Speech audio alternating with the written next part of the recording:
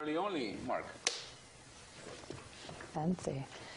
So this time last year, I think it was a few months earlier, I saw you. The show was just starting.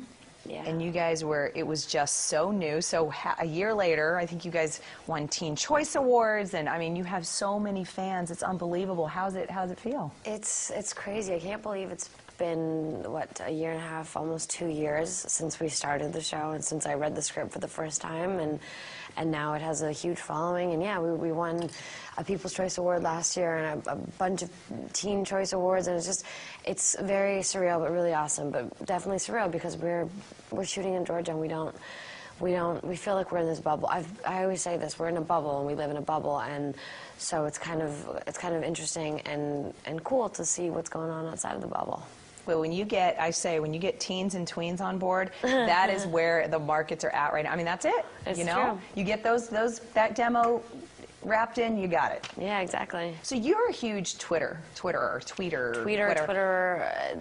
Yeah, I'm a tweeter, I guess. We were just talking about just the social network aspect of everything, and when you do get a hit show, is that nice for you, or do you connect with the fans a lot? The Social Network, it was a great movie. They won the Golden Globe. Yeah, no, Twitter, yeah, it's very important. I think it's very important to be connected with the viewers and with your fans. And, I mean, we wouldn't be here if it wasn't for them. They're the ones who support us, and to hear their voices and be in touch with them really helps out a lot because you get to know what they like, what they don't like, what bothers them, what impresses them, and it's almost like getting constructive criticism or getting positive feedback every now and then when you need it, and then choosing to ignore the things that you don't want to hear when they say that. I don't know.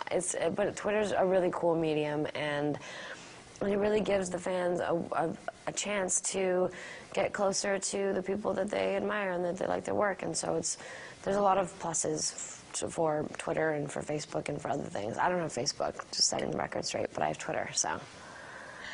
Let's talk about playing the two characters and how has that been for you? Because they're very different, and you're very different when you play Catherine versus Lena. And talk to me about that and what you do to make it that just cool and different. Well, can you guess which one I'm playing right now? Who I am? Oh, I hope not Catherine. Because I'm interviewing you. So I say Elena. Well, it's usually the superficial distinction is the curly hair and the tight clothes and the heels for Catherine versus like the Converse and the t-shirt and jeans and the straight hair kind of laid back feel for Elena physically. And a lot of the time, believe it or not, the hair and makeup and the physical kind of the clothing, all that helps a lot for creating a character and feeling like a different person. And I learned that when I was doing theater and when I was doing scene study years ago when I was training. Every aspect really, really changes the way you walk, the way you talk. And as soon as I put those heels on, as soon as I look like this other person, I feel like another person.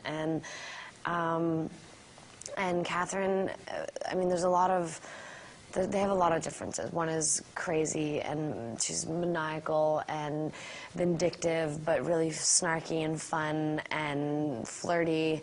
And she's a confident 21st century woman. But to get to the 21st century, she's lived through many centuries. So she's lived a long time and learned a lot, and she's a strong woman, and she's a force to be reckoned with. So I don't envy anyone who has to be in Catherine's path and fight her, I suppose. But with that said, I play Elena, who is directly in her path and has to fight her all the time. So I also think that Elena is a really strong kind of woman, and she's a lot closer to who I am in many ways because she's just a regular girl, and she's, I mean, I think I might try to be sweet whenever I can, but she's a fighter, and she's a trooper, and she's courageous, and she's just like, she's also another version of a 21st century strong woman. Internationally, it's huge. It's big.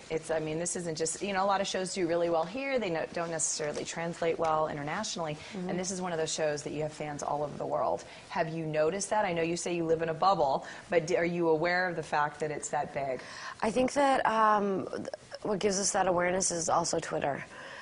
The people from Argentina or from Russia or from Japan, people send us tweets from all over the world saying that the show is huge there and that it's doing really well. And I mean, I'm from Bulgaria, so I'll hear from a lot of Bulgarians that'll be there. And unfortunately, this show hasn't started airing yet. Hopefully, they're all kind of asking me, when is it going to be on TV here in Bulgaria or in Tokyo, or there's a lot of places that it still hasn't reached.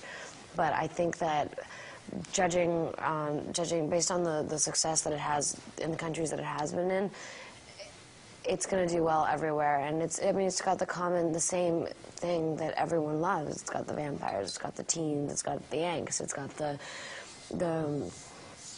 cute boys and the vampires and the werewolves, and it just has all these different elements that a lot of people love and want right now. So it's been doing well across the board, which is really cool. It's rare and really cool, but we're still in that bubble. It's definitely something we hear about, but we don't get to, like, when we go to London, for example. We went to London and Monte Carlo last year, and it was just insane. It's just not something that we're used to. It's a good thing. Yeah. It's a good thing, I think. Let's talk about, didn't you, just in Bulgaria, quickly just touch on the fact, didn't you shoot in Bulgaria and were able to speak? Isn't that your language? We didn't shoot in Bulgaria, no. It was shot, the story was in Bulgaria, but we shot it in Georgia. So it was, we went back into the 1400s and the beginning of Catherine and the way she became a vampire. And because I'm Bulgarian, the writers wrote in the whole teaser in Bulgarian and in Bulgaria, but we didn't actually shoot it there, unfortunately. That would have been cool, because I would have been able to hang out with my family. I got a couple little backs, and I thought it was there, but it's still cool because you got to use your language. Yeah, That's yeah, awesome. I got to speak Bulgarian. I've spoken Bulgarian, English. I've done a British accent, and I've done the two characters, and it's been. For some reason, we didn't do accents when we were in the 1800s, which would have been really fun. But you're doing a great job. Thank you. Yeah, it's nice to see you again. Thank you. Take care. Good to see So you. last year when I